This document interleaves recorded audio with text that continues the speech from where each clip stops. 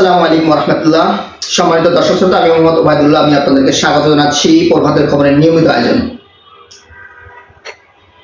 আজকে আলোচনা করব সাম্প্রতিক সময়ে খুবই একটা আলোচিত বিষয় সারা বিশ্বব্যাপী, সেটা হলো আমাদের পার্শ্ববর্তী দেশ পাকিস্তানের নির্বাচন। আপনারা হয়তো নিউজে দেখেছেন, পাকিস্তানের নির্বাচন আগামী 8ই ফেব্রুয়ারি। এর আগে সাবেক প্রধানমন্ত্রী ইমরান খানকে আদালতে দুটো মামলায় 10 বছর একটায় একটা 14 বছরের সাজা প্রদান করা হয়েছে। এছাড়া গত পরশুদিন আপনার ওনার সর্বশেষ যে বিবাহটা করেছিলেন, ওই বিবাহটা আদালত অবৈধ ঘোষণা করে তাদেরকে 7 বছর তাকে এবং তার ভাইকে 7 বছরের কারাদণ্ড দিয়েছে। সবচেয়ে মজার বিষয় হলো, আমরা সবাই জানি পাকিস্তান ক্রিকেটে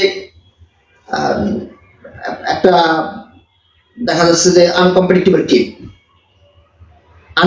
টিম হিসেবে পাকিস্তান ক্রিকেটের একটা মোটামুটি সারা পৃথিবীব্যাপী একটা আলোচিত একটা বিষয় যে পাকিস্তান ক্রিকেট টিম অসম্ভব কোনো ম্যাচকে সম্ভব করে ফেলে, সম্ভব কোনো ম্যাচকে অসম্ভব করে ফেলে।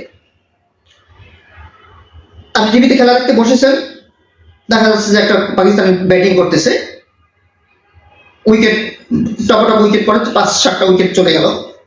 আপনি ধরেই নিয়েছেন এই ম্যাচে পাকিস্তান জিতবে না, আপনি টিভি রিমোট বন্ধ করে আপনি কাজে চলে গেলেন। পরবর্তীতে নিউজে দেখলেন অথবা ফেসবুকের মাধ্যমে দেখলেন ওই ম্যাচ পাকিস্তান জিতে গেল। আবার দেখা যাচ্ছে যে পাকিস্তান সহজ একটা উইন, আপনি নিউজে খেলা দেখতেছেন অথবা কাজে চলে গেছেন, কিন্তু দেখলেন যে পাকিস্তান ম্যাচটা হেরে গেল। কিন্তু বিষয়টা শুধু ক্রিকেটের মধ্যেই সীমাবদ্ধ এমনটা নয়। তবে এবার এই বিষয়টা লক্ষ্য নিয়ে শুধু খেলার মধ্যেই নাই, পাকিস্তানের রাজনীতিতে এই বিষয়টা লক্ষ্য করা গেছে। তবে ইন্টারেস্টিং ঘটনাটা শেয়ার করার আগে বর্তমান নির্বাচন পূর্ব রাজনীতি সম্পর্কে একটু ধারণা দিই। পাকিস্তানের ইমরান খানের বিরুদ্ধে 1 ডজনের বেশি মামলা হয়েছে। তার মধ্যে 3টি মামলা আদালত 10 বছর, 14 বছর, 7 বছরের সাজা প্রদান করেছেন। বর্তমানে তিনি কারাগারে আছেন।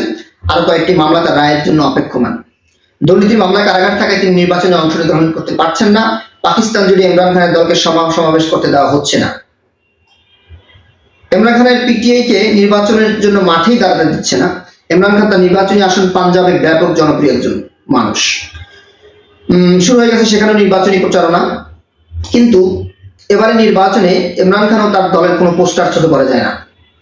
পাকিস্তানের যেখানে তার উত্থান, যেখান থেকেই সে তার নির্বাচনী প্রথম দল গঠন করা থেকে শুরু করে সবকিছু যেখান থেকে, সেখানেই তার একটা নির্বাচনী কোনো পোস্টার পর্যন্ত নেই।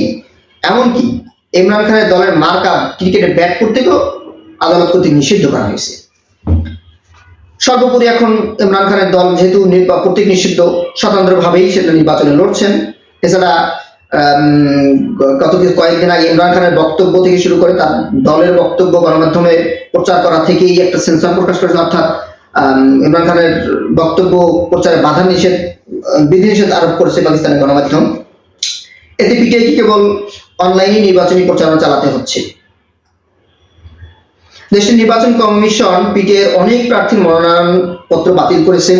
যাদের প্রার্থীতা আছে তারা আত্মগোপনে থেকে নির্বাচনে অংশ নিচ্ছেন, কারণ তারা প্রকাশ্যে আসলে তাদেরকে গ্রেপ্তার অথবা হামলা করে দেখা যাচ্ছে তাদেরকে কোণঠাসা করা হবে। এছাড়া পিটিআই দাবি করছে তাদের ওয়েবসাইট বন্ধ করে দিয়েছে সরকার। নির্বাচনের আর মাত্র কিছুদিন বাকি, অথচ 24 কোটি জনসংখ্যার পাকিস্তানের দেশটিতে এখন নির্বাচনে কোনো উত্তাপ বা উদ্দীপনা চোখে পড়ছে না। যদিও এগুলো সমস্ত কিছুই আন্তর্জাতিক গণমাধ্যমের বরাত থেকেই পাওয়া, যেহেতু আমরা তো ওইভাবে বলতে পারবো না কি হচ্ছে না হচ্ছে পাকিস্তান, আমরা গণমাধ্যমের রিপোর্ট থেকেই যেটুকু পেয়েছি ওইভাবেই ব্যাখ্যা করি। এটা পৃথিবীব্যাপী অজানা না যে পাকিস্তান নির্বাচনে সেনাবাহিনীর ভূমিকা পাকিস্তান জন্মলগ্ন থেকেই ছিল এবং বর্তমানে সেটা আছে, যেটা পাকিস্তানের রাজনীতিবিদরাও সময়ে অসময়ে দাবি করেছেন। অর্থাৎ সেনাবাহিনী যাকে ইচ্ছা ক্ষমতায় বসায়, আবার যাকে ইচ্ছা ক্ষমতাচ্যুত করে। এটা একটা বড় উদাহরণ হলো পাকিস্তান সৃষ্টির পর থেকে এখন পর্যন্ত কোন সরকার 5 বছর পূর্ণ মেয়াদে পাকিস্তানের প্রধানমন্ত্রী হিসেবে থাকতে পারেন। যাই হোক, যেটাই করুক না কেন পাকিস্তান সেটা তাদের একান্তই অভ্যন্তরীণ বিষয়। আজকে আলোচনা করলাম এই জন্য এই যে কাকতালীয়ভাবে কিছু বিষয় উভয় ইমরান খান এবং সাবেক প্রধানমন্ত্রী নওয়াজ শরীফের মধ্যে মিলে গেল, যেটা হয়তো তা যারা করেছে বা যারা এভাবে তাদের বিরুদ্ধে ট্রায়াল বেসিস মামলা দিয়েছে তারাও হয়তো অনুধাবন করতে পারেনি যেভাবে নওয়াজ শরীফ এবং ইমরান খানের মধ্যে এই বিষয়টা এভাবে যোগসূত্র হবে। চলুন তাহলে কাকরাদিনে ঘটনাটা জানি। ইমরান খান প্রধানমন্ত্রী নির্বাচিত হওয়ার 2 সপ্তাহ আগে, অর্থাৎ বর্তমানে যে নির্বাচন করছেন পুরোদমস্ত প্রচার ঘোষণা চালাচ্ছেন লন্ডন থেকে এসে সাবেক 3বারের প্রধানমন্ত্রী নওয়াজ শরীফ, তিনি আদালতে দোষী সাব্যস্ত হয়েছিলেন। এটা ইমরান খান প্রধানমন্ত্রী থাকার আগের কথা বলতেছি, তখন সাব্যস্ত হয়েছেন। সে সময় তিনিও জেলে ছিলেন, বর্তমানে ইমরান খান জেলে আছেন। তারও 10 বছর কারাদণ্ড হয়েছিল, নওয়াজ শরীফেরও সেই তৎকালীন সময় ইমরান খান রাজনীতিতে আসেন, তখন 10 বছর কারাদণ্ড হয়েছিল এবং তিনি সে লন্ডনে চলে যান। এর 6 বছর পরে, অর্থাৎ 2024 সালে, এই এখন 2023-এর শেষে উনি পাকিস্তানে আসছেন এবং 24 সালের নির্বাচনকে সামনে রেখে। আর ইমরান খান এখন 10 বছরের সাজা পেয়েছেন এবং তিনি জেলে। অপরদিকে নওয়াজ শরীফের বিরুদ্ধে আনা সব অভিযোগ থেকে আদালত তাকে খালাস দিয়েছে। এখন তিনি মোটামুটি দিন রাত জোরসোর তার নির্বাচনী প্রচারণায় ব্যস্ত, যেটা করেছিলেন ইমরান খান গত নির্বাচনে তার প্রধানমন্ত্রী হওয়ার আগে। এমন সব উদ্ভট কারণে হয়তো পাকিস্তান সারা বিশ্বের গণমাধ্যমে নিয়মিত কভারেজ পায়। এরপর আবার রাজনীতি, পাকিস্তানের রাজনীতি, চীন, আমেরিকা হস্তক্ষেপ তো সবসময় বিদ্যমান। পার্শ্ববর্তী চিরশত্রু ভারত তো প্রতি মুহূর্তে পাকিস্তানকে নজরদারিতে মধ্যেই রাখে, সেটা আমরা সবাই জানি। সবাই চেষ্টা করে তাদের অনুগত একজন থাকুক পাকিস্তানে, পাকিস্তান একটা স্থিতিশীল রাষ্ট্র হিসেবে তারা তাদের মতো করে যাতে পাকিস্তানকে ইউজ করতে পারে, এভাবেই তারা সবাই চায়। চীন চায় আমেরিকার নিয়ন্ত্রণে পাকিস্তান চলে না যায়, সেজন্য তাদের সহযোগিতা থেকে শুরু করে পাকিস্তানের রাজনীতিবিদদের একটা সক্ষমতা তৈরি করতে। অপরদিকে আমেরিকা চাচ্ছে পাকিস্তান চীনের নিয়ন্ত্রণে চলে না যায়, তাহলে পৃথিবীর নিয়ন্ত্রণে একটা প্রতিবন্ধকতা তৈরি হবে আমেরিকার মধ্যে। আবার রাশিয়াও একই চিন্তা ভাবনা করছে যে রাশিয়া, পাকিস্তান যদি আমেরিকার গোগ্রাসে চলে যায়, তাহলে ওয়ার্ল্ড ওয়াইড ডমিনেট করতে যে রাশিয়ার যে একটা চিন্তা ভাবনা আমেরিকাকে বিট করার, ওই জায়গাটা রাশিয়া একটু ক্ষতিগ্রস্ত হবে।